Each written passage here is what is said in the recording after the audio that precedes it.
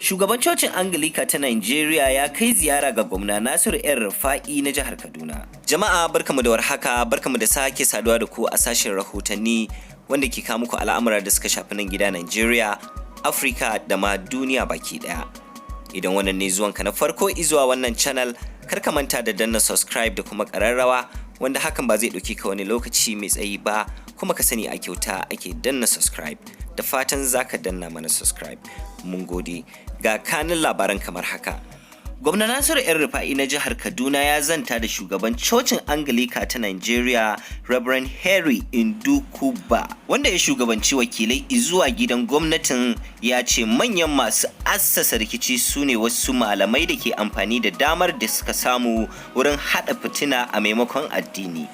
Bugu da ƙari suna rarraba kawunan al'umma tare da hassasa rikici a tsakaninsu. Tun farko babban Reverend Ndukuba ya ce na yarda cewa idan Kiristoci da Musulmai za su tsaya akan koyarwar addininsu, to babu shakka ba za su taɓa tada fitina tsakaninsu ba, kuma ƙasa za ta samu ci gaba. Ƙungiyar manyan malaman addinin Kirista na Arewa ta yi kira ga gwamnati da ta gaggauta baiwa yankin kudancin Kaduna tsaron da ya dace. Shugaban kungiyar John Price Daniel ya sanar da manema labarai hakan ne a garin Abuja a ranar Talata. Ya ce dole ne a kawo ƙarshen kashe-kashen da ake yi a kudancin Kaduna da gaggawa. Daniel, wanda shine ya kirkiro cocin Dominion ta duniya, ya ce dole ne gwamnati ta tabbatar da ta damƙe masu yin aika-aikar da kuma masu ɗaukar nauyinsu.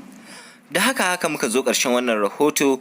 Don samun labarai a koda yaushe, kar ka manta da danna subscribe da kuma ƙararrawa gami da yin sharing ga 'yan uwa da abokan arziki. Mun gode.